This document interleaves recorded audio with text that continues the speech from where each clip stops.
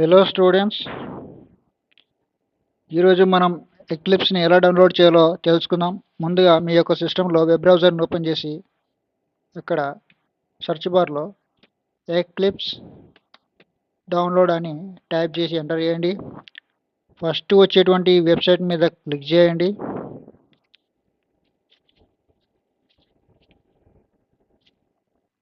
ఈ పేజ్కి ఇలా రీడైరెక్ట్ అవుతుంది. ఇక్కడ డౌన్లోడ్స్ ఉంది కదా, ఇక్కడ క్లిక్ చేస్తే డౌన్లోడ్స్ x86_64 ఉంటుంది. దాని మీద క్లిక్ చేయండి. ఇక్కడ డౌన్లోడ్స్ ఉంది కదా, దీనిపైన క్లిక్ చేయండి.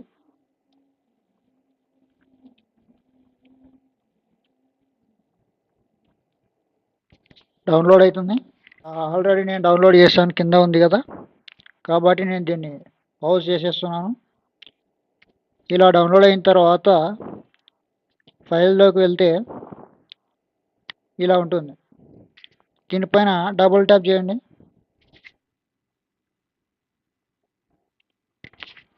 ఇలా ఓపెన్ అవుతుంది. ఈ విధంగా ఆప్షన్స్ వస్తాయి.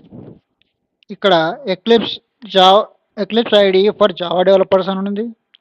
Eclipse ID for enterprise Java, ఇది వెబ్ డెవలపర్స్ అని ఉంటుంది.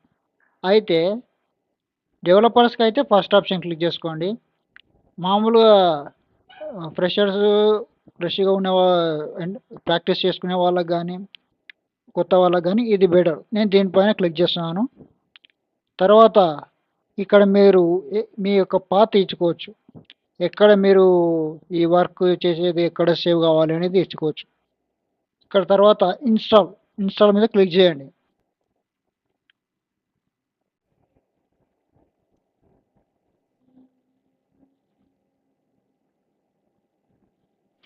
ఇలా లాంచ్ అని ఇక్కడ ఆప్షన్ చూపిస్తుంది కదా, ఇక్కడ క్లిక్ చేయండి.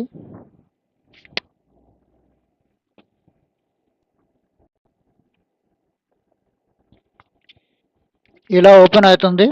ఇక్కడ వర్క్ స్పేస్ అనేది ఉంది కదా, ఈ వర్క్ స్పేస్ అనేది ఏదైతే ఉందో ఈ వర్క్ స్పేస్ అనేటువంటి పేరు తీసేసి ఇక్కడ మీ పేరు ఇచ్చుకోవచ్చు. మీకు ఇష్టం వచ్చిన ఒక పేరు ఇచ్చుకోండి. ఈ వర్క్ స్పేస్ అనేది తీసేసి మీ ఇష్టం ఏ పేరు అని ఇచ్చుకోండి. నేను ఒక పేరు ఇస్తున్నా. తర్వాత ఇలా లాంచ్ ఉంది కదా, ఇక్కడ లాంచ్ మీద క్లిక్ చేయండి. ఫస్ట్ మనం ఓపెన్ చేసినప్పుడు ఎక్లిప్స్ ఈ విధంగా welcome eclipse ID for enterprise Java and developers ఇలా వస్తుంది. ఫస్ట్ ఇలా వచ్చినప్పుడు ఇక్కడ వెల్కమ్ ఉందా, ఇక్కడ ఇంటూ మార్క్ ఉందా, ఈ ఇంటూ మార్క్ మీద క్లిక్ చేయండి.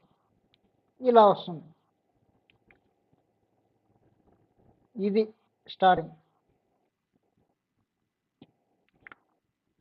ఈ వీడియో ఇంతవరకు. నెక్స్ట్ వీడియోలో ఎలా ఇక్కడ ఒక ఫైల్ ఒక ప్రాజెక్ట్ తీసుకోవాలి, ఒక ప్రాజెక్ట్ తీసుకున్న తర్వాత ఒక ప్యాకేజ్ ఎలా తీసుకోవాలి, ప్యాకేజ్ తీసుకున్న తర్వాత ఒక క్లాస్ ఎలా తీసుకోవాలి, క్లాస్ తీసుకున్న తర్వాత అందులో ఒక స్టేట్మెంట్ ఎలా రాయాలి, ఎలా ఎగ్జిక్యూట్ చేయాలో తెలుసుకుందాం.